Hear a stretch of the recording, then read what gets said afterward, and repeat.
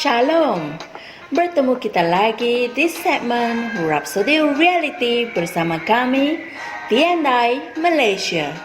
Pada hari ini, Pastor Chris berkongsikan firman mengenai tundukkanlah segala rancangan dan keinginanmu kepadanya. Haleluya. Ayat Injil pembukaan kami dari Roma 12 ayat 1 berkata, oleh kerana itu, saudara-saudaraku, melalui kemurahan Allah, aku menasihatkan kamu agar kamu mempersembahkan tubuhmu sebagai persembahan yang hidup, yang kudus, dan yang berkenan kepada Allah. Itulah ibadahmu yang sejati. Puji Tuhan. Seringkali orang mempunyai keinginan yang tidak serasi dengan rencana Tuhan. Mereka tidak mempedulikan kehendak Tuhan dan kesannya mereka melakukan apa sahaja yang mereka pilih dan kemudian mengharapkan Tuhan akan menerima tindakan mereka. Mereka cuba memaksa kehendak mereka diperkenankan oleh Tuhan, namun bukan seperti itu caranya. Jika kamu bertanyakan mereka, mengapa kamu bertindak sedemikian?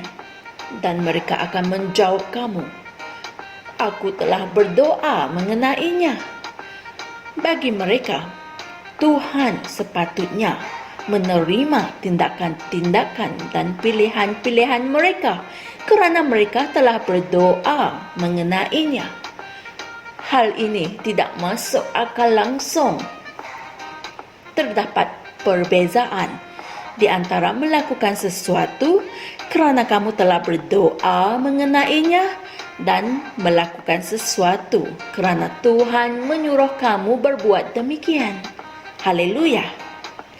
Melakukan sesuatu kerana Tuhan menyuruh kamu berbuat demikian merupakan tindakan yang terbaik dan yang paling bijak, yaitu memenuhi tujuan Tuhan untuk kehidupanmu. Puji Tuhan. Jangan sesekali melihat diri kamu melakukan perkara yang kamu fikirkan tidak memerlukan persetujuan daripada Tuhan. Walaupun ada suatu rancangan, idea atau keinginan yang sudah lama terpendam di dalam hati kamu, ia tidak bermakna bahawa ianya datang dari Tuhan. Ada orang yang telah dilahirkan dengan iblis sejak dari lahir. Sesetengah orang menerima iblis ketika mereka membesar di persekitaran yang penuh dengan kejahatan, kekejaman, dan manifestasi yang berunsurkan iblis.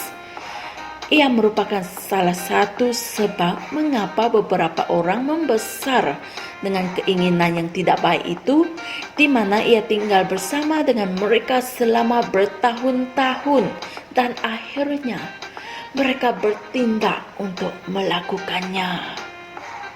Tetapi sekarang, sesudah kamu dilahirkan semula, Tuhan mengharapkan kamu untuk menyerahkan tubuhmu kepadanya sebagai persembahan yang hidup. Amin. Dan juga, fikiranmu haruslah mengikut firman-Nya. Hatimu mesti dikawal oleh firman. Inilah sebabnya mengapa kamu merenungkan firman. Merenungkan firman boleh menjaga fikiranmu untuk memikirkan hal-hal Tuhan, untuk mengikut rancangan dan tujuannya bagi kehidupan kamu. Haleluya. Jangan bertindak berdasarkan fikiran yang dipengaruhi oleh keinginan duniawi yang diilhamkan oleh dunia dan sistem dunia ini. Tetaplah fokus pada firman. Puji Tuhan. Mari kita sama-sama membuat pengakuan ini. Rohku, jiwaku, dan tubuhku dipenuhi dengan Tuhan. Aku hanya menyatakan pemikirannya, idea dan keinginannya. Dia bekerja di dalam diriku, baik untuk mengingini maupun untuk bekerja demi perkenannya. kehidupanku menyatakan kehendak dan kemuliaannya. Haleluya. Untuk kajian tambahan atau untuk renungan selanjutnya, sila baca Roma 12 ayat 1 hingga 2 dan Amsal 3 ayat 5, Kitab Terjemahan Amplify. Haleluya!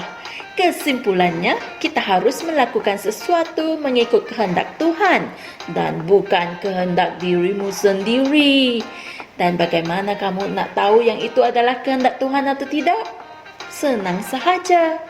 Pelajarilah lebih banyak firman dan renungkanlah firman dengan banyak-banyak. Melalui firman, ia dapat membimbing kamu dan menjaga fikiran serta mengawal keinginan duniawimu. Puji Tuhan. Jangan lupa sertai kami esok untuk perkongsian firman Tuhan yang seterusnya. Tuhan berkati.